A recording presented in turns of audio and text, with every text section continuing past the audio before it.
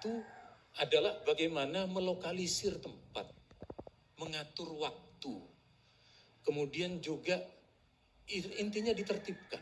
Sama seperti dulu ketika ada konser musik, terserah. Ya, persepsi soal musik macam-macam. Menurut Salafi haram mutlak. Menurut kami 4 mazhab yang versi kami itu tergantung ada unsur keharamannya apa enggak. Jadi sebenarnya soundtrack ini masih boleh? Apakah memang sudah final ini haram? Jadi, atau dengan catatan? Haram dengan catatan gitu Pak. Di keputusan fatwa MUI dengan catatan. Ustadz, apa hukum musik dalam Islam? Hukum musik hukumnya haram. Ya, hukumnya haram dan ini ijma ulama. Semua mazhab Syafi'i, mazhab Hambali, mazhab Maliki, mazhab Hanafi, semuanya mengatakan haram. Ya, dan saya sudah sampaikan dalam buku saya ajaran mazhab Syafi'i yang ditinggalkan. Di antaranya yang tegas dalam hal ini adalah Imam Syafi'i sendiri. Ya, Imam Syafi'i mengatakan barang siapa yang mencuri alat musik tidak boleh dipotong tangannya. Kenapa? Karena mencuri alat musik sama seperti mencuri bir dan mencuri babi. Ya. Mencuri yang haram tidak perlu dipotong tangannya. Kalau ada orang yang merusak alat musik, kata Imam Syafi'i juga tidak perlu disuruh bayar ganti rugi. Kenapa? Sama seperti dia menghancurkan khamar. Itu perkara yang haram. Ya. Dan seluruh ulama Syafi'i mengharamkan. Imam Ghazali, mau sebut ulama Syafi'i mana saja. Terutama saya sampaikan ini kenapa? Karena kita di Indonesia bermadzhab apa? Syafi'i. Ya. Bahkan Ibnu Hajar Al-Haytami dalam kitabnya Az-Zawajir an Iktirafil Kabair menyatakan bahwasanya bermain musik, mendengar musik ini semua termasuk dosa besar. Ini yang menyatakan ulama besar di mazhab Syafi'i. Ya repot sekarang sebagian orang, sebagian dai di tanah air kita menyuruh bermadzhab. Kalian harus bermadzhab, kalian harus bermadzhab. Begitu masalah musik dia lari dari mazhab. Beneran? Dia harus bermadzhab. Kalian mana mazhabnya tidak bermadzhab? Begitu masalah musik dia lepas semua mazhab. Ini hawa nafsu. Anda yang menyuruh bermadzhab, begitu masalah musik, Anda kenapa tinggalkan mazhab? Kalau Anda bilang menyuruh orang bermadzhab, Anda harus konsekuensi, komitmen. Maka dalam masalah musik juga ikut mazhab. Apalagi seluruh mazhab, 4 mazhab mengharamkan. Ustaz ada khilaf, benar setelah itu ada yang membolehkan seperti Ibnu Hazm, tapi Al-Andalusi dibantah oleh para ulama. Telah terjadi ijma sebelum dia mengatakan halal. Dia mengatakan halal kalau dia mendhaifkan hadis dalam Sahih Bukhari dan dia menyelisih para ahlul hadis. Seluruh ahlul hadis menyatakan hadisnya sahih. Dia menyatakan hadisnya apa? Dhaif ya. Ini kesalahan. Maka tidak boleh berdalil dengan kesalahan seorang ulama ya.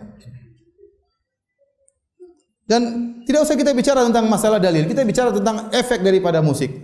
Coba sekarang musik ya. Orang kalau sering bermusik-musik, jarang dia baca Quran, jarang dia mau apa namanya? Ya. Apalagi dia semakin mendalami apa? Musik ya. Dia juga sholat tidak begitu tenang ya. Saya berbicara karena saya dulu pelaku, saya dulu main musik ya. Saya dulu ngeband, begitu ngeband azan saya berhenti, saya sholat. Tapi subhanallah, sholat tidak apa? Tidak tenang. Lagi musik mengantarkan kepada kebanyakan musik sekarang, musik yang maksiat. Nah, musik yang gambus-gambus kasidah-kasidah kurang enak didengar. Lebih enak yang rap, metal, pop, jazz, lebih enak-enak. Isinya apa? Perempuan. Isinya manja-manjaan. Ya.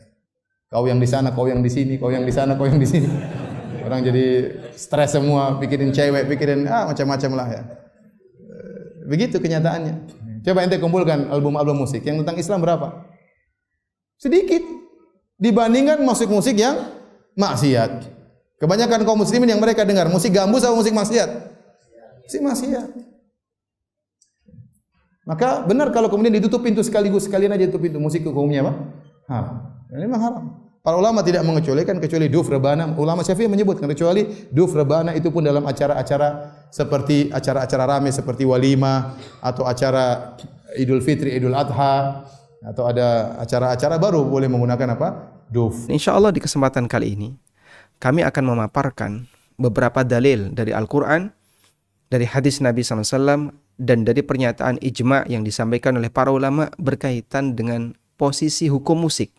Sehingga dari situ nanti kita bisa mengambil kesimpulan musik itu halal ataukah haram.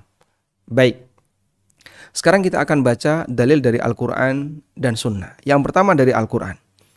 Allah Subhanahu wa Ta'ala berfirman di surat An-Najm. Qauluhu ta'ala wa antum samidun. Allah berfirman wa antum samidun. Apa yang dimaksud dengan samidun?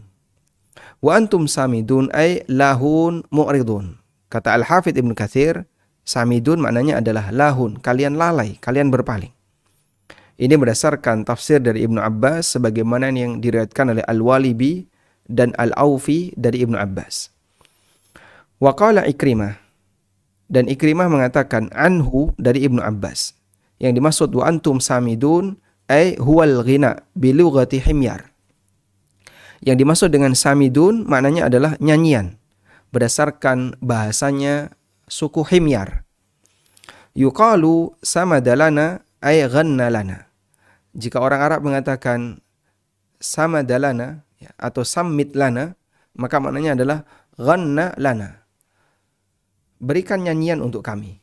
Itu ungkapannya adalah sammit lana atau samadalana ghanna lana. Orang itu bernyanyi untuk kami.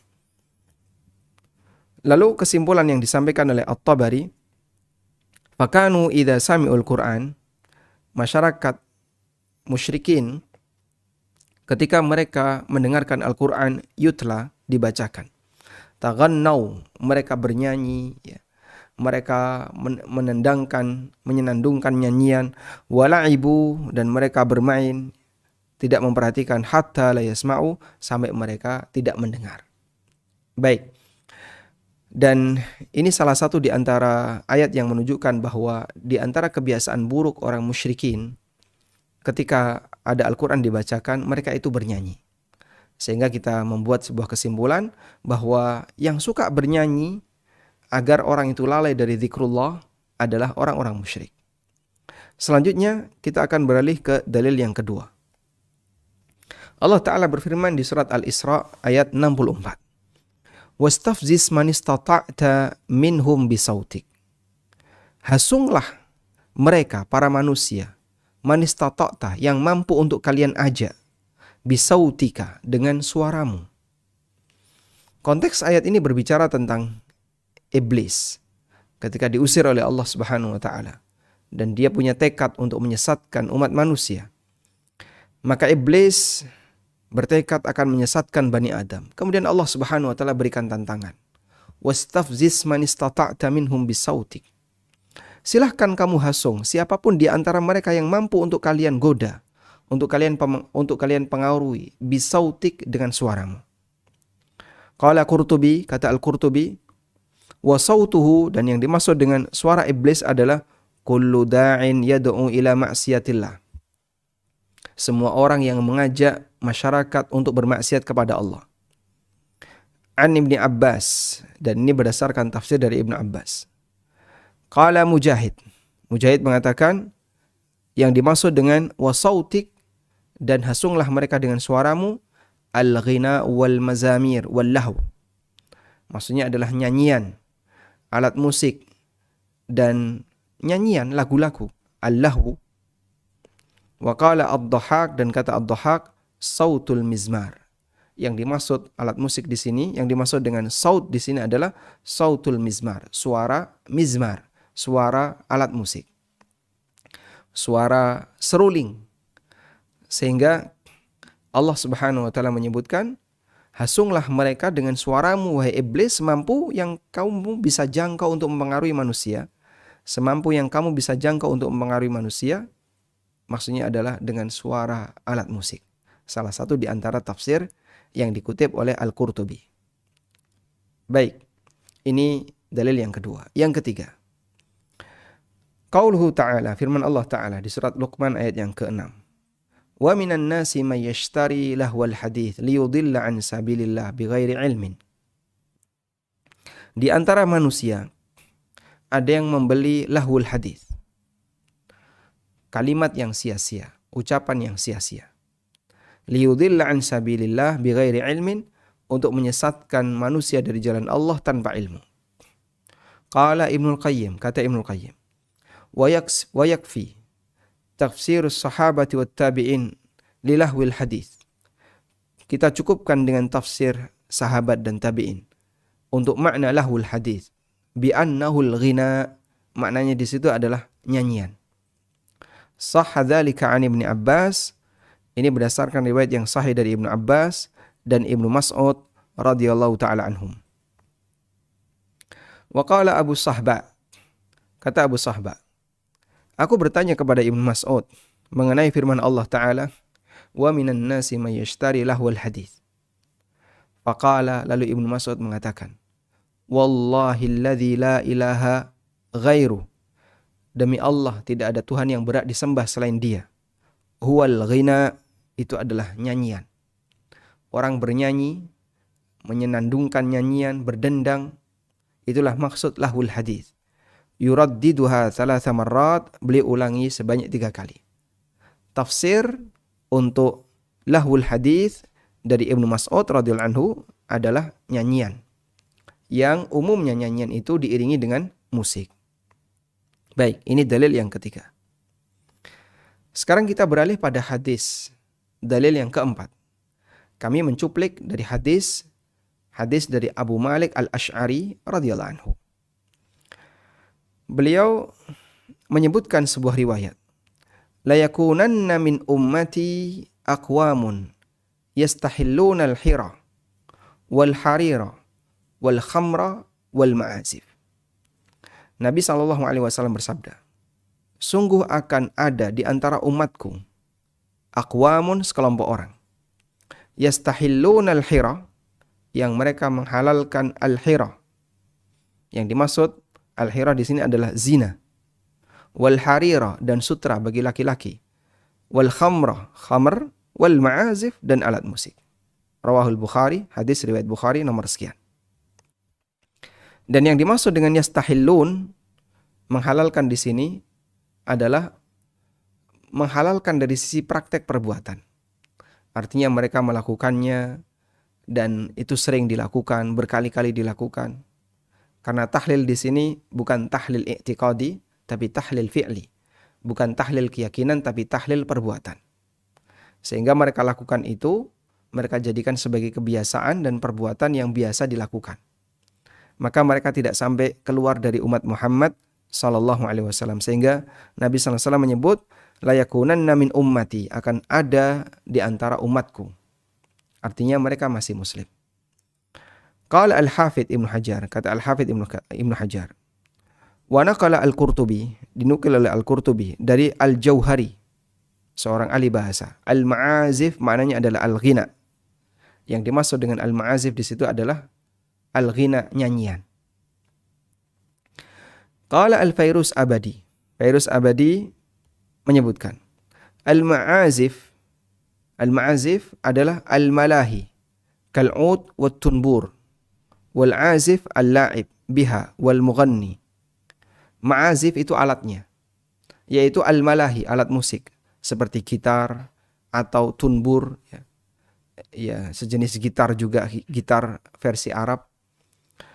Sedangkan al-azif itu pemainnya, biha yang memainkan al-ud wa tunbur, wal mughanni, dan yang mendendangkan lagunya.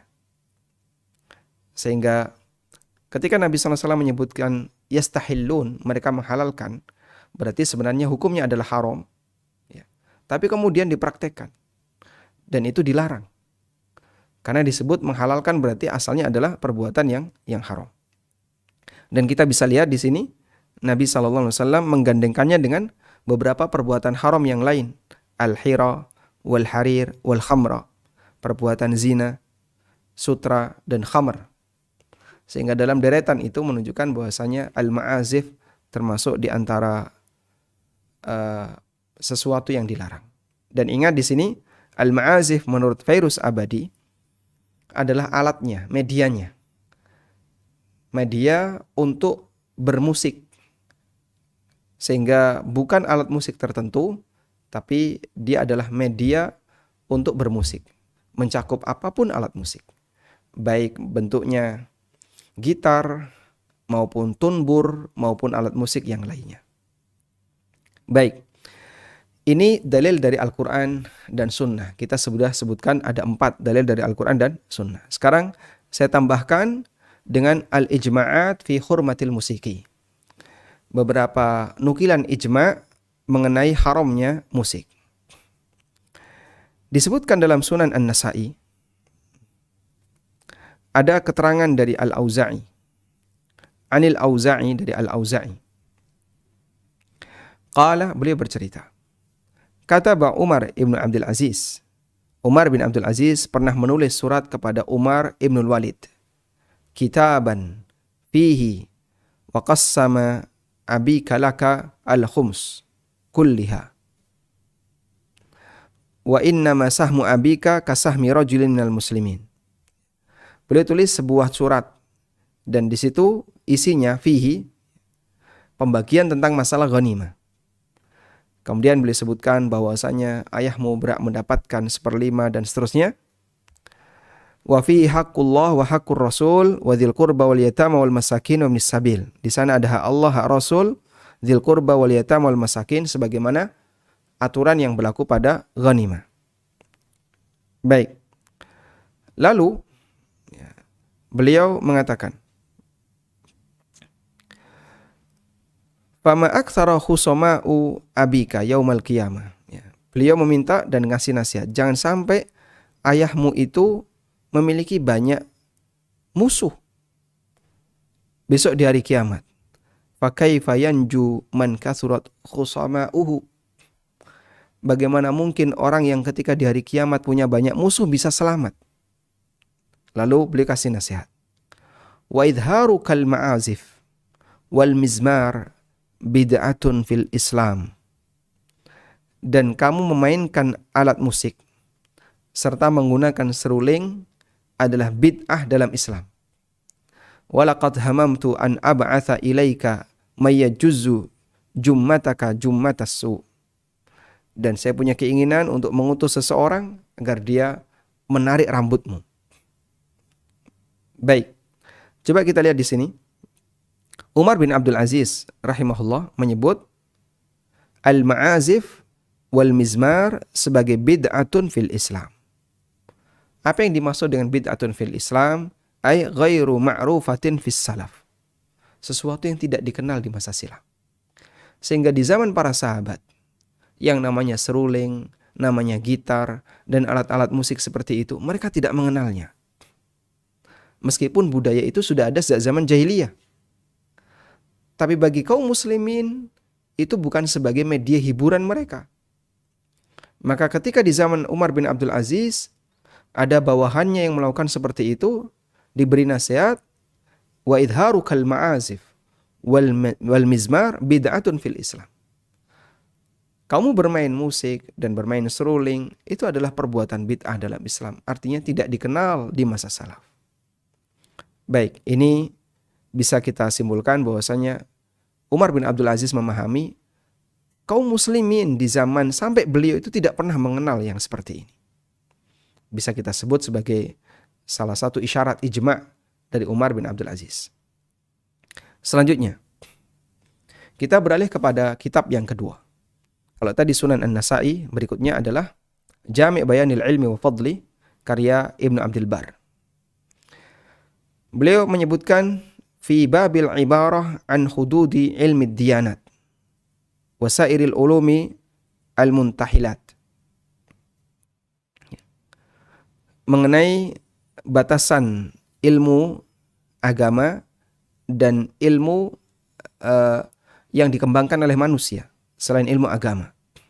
Lalu beliau mengatakan, di antara ilmu yang ketika itu berkembang, dipelajari oleh sebagian masyarakat, beliau mengatakan, fa'amma ilmul musiqi, adapun ilmu musik, ya, karena musik juga dipelajari, adapun ilmu musik, wallahwi, dan alat musik, famuttarahun wa manbudhun inda jami'i ahlil adyan ala syari'ati al-ilmi wal iman. Adapun ilmu musik, kemudian alat musik, muttarahun wa manbudh, itu adalah sesuatu yang dibuang inda jami'i ahlil adyan, menurut semua orang yang agamanya lurus dari berbagai cabang ilmu dan orang yang memiliki iman yang lurus. Sehingga bagi seluruh ulama di masa silam, benda seperti ini itu dihindari. Mereka bukan orang yang suka koleksi benda seperti ini atau memiliki benda seperti ini. Benda seperti ini dihindari. Alat-alat seperti ini dihindari. Dan kata beliau, inda jami'i ahli al-adyan, menurut semua orang yang memiliki agama yang lurus. Baik, ini kita anggap sebagai salah satu nukilan ijma' dari Ibnu Abdul Bar, bahwa para ulama di masa silam menghindari alat seperti ini. Sekarang kita beralih ke keterangan yang disebutkan dalam kitab Al-Mughni karya Ibnu Qudamah. Ketika beliau menjelaskan tentang hukuman bagi orang yang mencuri dan kapan sebuah pencurian itu tidak boleh dijatuhi hukuman, beliau menyebutkan wala yuqta'u fi muharramin, dan tangan seorang pencuri itu tidak diputus, tidak dipotong karena dia mencuri benda yang haram. Wala fi alatil lahwi, dan juga tidak dipotong karena dia mencuri alatul lahwin, alat musik. Maksudnya adalah la yuqta'u fi sarikati muharramin, tangan seorang pencuri tidak dipotong karena mencuri barang haram. Adapun alatul lahwi, alat musik seperti tunbur, ya, seperti gitar, mizmar, syababah, ini nama-nama alat musik. Fala qat'a fihi, maka tidak diputus, tidak dipotong tangannya. Wa in balagat qimatuhu mafsalan nisaban, meskipun nilainya mencapai 1 nisab. Baik, kemudian disebutkan ada khilaf dalam masalah ini. Ada yang menyebutkan tetap dipotong dan ada yang menyebutkan tidak dipotong. Dalam mazhab ashabus Syafi'i, para ulama Syafi'iyah, jika nilainya ya, setelah ditakar ternyata mencapai 1 nisab pencurian, maka dia harus dipotong. Jika tidak, maka tidak. Karena dia mencuri sesuatu yang punya nilai 1 nisab. Wala syubhata lahu fihi, dan dia tidak punya alasan. Tsumma qala, lalu beliau mengatakan, walana annahu alatun lil ma'siyati bil ijma'. Dan kami punya prinsip bahwa alat musik adalah alat maksiat. Alat musik adalah alat maksiat dengan ijma' ulama. Falam yuqta' bisarikatihi kal khamri. Maka orang yang mencuri alat musik tidak dipotong tangannya sebagaimana orang yang mencuri khamr. Ya. Sehingga yang menjadi kepentingan kita dari pernyataan Ibnu Qudamah di sini adalah pernyataan beliau bahwa alat musik disebut oleh beliau sebagai alatul maksiyah bil ijma'. Alat maksiat dengan sepakat ulama. Saya kira ini adalah sebuah pernyataan ijma' yang sangat tegas. Baik, ini pernyataan ijma' yang ketiga. Ya, kita sudah mendapatkan 3. Sekarang yang keempat. Ja'a fi syarhis sunnah lil Baghawi. Disebutkan dalam syarhus sunnah karya Al-Baghawi. Al-Baghawi mengatakan, wattafaqu ala tahrimil mazamir wal malahi wal ma'azif. Ulama sepakat haramnya mizmar, haramnya alat musik, sejenis seruling dan kawan-kawannya. Ya. Coba kita lihat, seperti apa sih al-mizmar itu? Al-mizmar.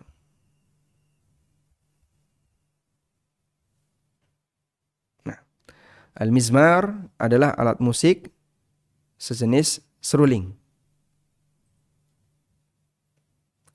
Tayyib, kita lanjutkan. Wal malahi, dan alat musik wal ma'azif. Ma'azif tadi sudah kita singgung di atas, berdasarkan keterangan dari Fairuz Abadi, adalah bentuk jamak dari kata mi'zafah yang artinya alat yang digunakan untuk bermusik. Sehingga mencakup umum. Baik, ini ijma' yang keempat. Kita beralih kepada nukilan ijma' yang kelima. Ja'a fi inaratil fikri, disebutkan dalam kitab Inaratul Fikri bima huwal haqqu fi kaifiyati dzikri, karya Burhanuddin Al-Buqai. Beliau mengutip keterangan Al-Imam Abu Laits As-Samarqandi, salah seorang ulama Hanafiyah.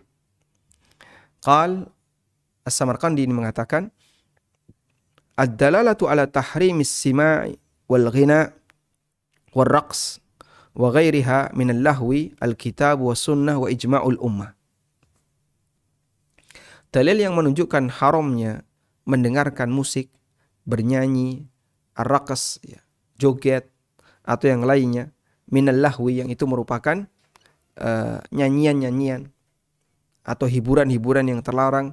Dalil larangan itu adalah Al-Quran, Sunnah, dan Ijma'ul Ummah. Baik, saya kira ini demikian tegas. Beliau mengatakan musik itu dilarang dengan ijma' umat. Dari keterangan Al-Imam Abu Laits As-Samarqandi. Wa naqala an Abil Mahasin Al-Harrani, dan dinukil dari wa nukila an Abil Mahasin Al-Harrani, dan dinukil dari Abul Mahasin Al-Harrani, innal kitaba was sunnah wal ijma' munaqidun ala tahrimil ghina. Al-Quran, sunnah, dan ijma' dengan tegas menyatakan haramnya nyanyian, haramnya menendangkan lagu, bernyanyi. Tayyib. Saya kira ini lebih tegas dari yang sebelumnya, sehingga kalau yang sebelumnya mungkin orang masih menyatakan itu hanya isyarat, kalau ini saya kira ini bukan isyarat. Demikian tegas nukilan yang disebutkan dalam kitab Inaratul Fikri. Baik, selanjutnya kita lihat yang keenam. Yang keenam, keterangan Al-Faqih Al-Muhaqqiq Ibnu Hajar Al-Haytami Asy-Syafi'i. Beliau mengatakan al-autar wal ma'azif kat-tunbur, gitar yang ada benangnya, al-ma'azif dan alat musik yang lain, kat-tunbur wal ud was sanj. Coba kita lihat seperti apa sih at-tunbur? At-tunbur.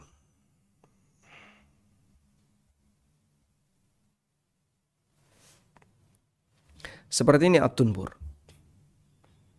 Jadi dia gitar, Allahu a'lam kita nyebutnya seperti apa. Yang jelas inilah at-tunbur. Baik, kemudian al-ud. Al-ud juga gitar. Ya, termasuk di antara jenis gitar, al-ud. Ini gitar, al-ud. Dia al-ud termasuk di antara alat musik. Ud alatul musik.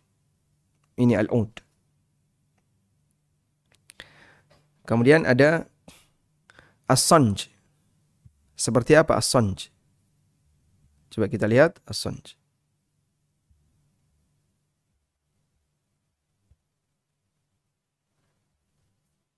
Baik. Apa? Simbal. Ini daftar alat musik yang ada di masa silam yang disebutkan oleh Al-Haytami Asy-Syafi'i. Wa ghairu dzalika min alat wa ghairi dzalika min al-alatil masyhurah inda ahli lahwi was-safaha wal fusuq. Dan alat-alat yang semisal yang terkenal di kalangan ahlul lahwi, para penyanyi, para orang yang suka bermusik, was-safaha, dan suka aktivitas yang tidak bernilai, aktivitas kebodohan, wal fusuq, dan perbuatan kefasikan. Wa hadhihi kulluha muharramatun bila khilaf. Lalu beliau nyatakan semua itu haram bila khilaf, tanpa ada perbedaan pendapat. Wa man haka fihi khilafan, kalau ada yang menyatakan di situ ada perbedaan pendapat, faqad ghalata, maka dia salah. Au ghalaba alaihi hawa, atau dia terlalu didominasi oleh hawa nafsunya. Hatta asammahu wa a'mahu wa mana'ahu huda, sampai membuat dia tidak memfungsikan pendengarannya, matanya, sehingga itu yang menjadi penghalang dia untuk mendapatkan petunjuk. Wa zalla bihi an sunani taqwa, dan dia tergelincir, terpeleset dari prinsip takwa. Wa mimman hakal ijma' ala tahrimi dzalika kullihi, dan di antara ulama yang menyebutkan ijma' haramnya alat-alat musik itu adalah Al-Imam Abul Abbas Al-Qurtubi, wa huwa thiqatul adl, fa innahu qala kama naqalahu a'immatuna wa aqarruhu. Beliau menyatakan dan menukil sebagaimana dinukil oleh para ulama kami, wa aqarruhu, dan beliau menegaskan hal itu. Masya Allah.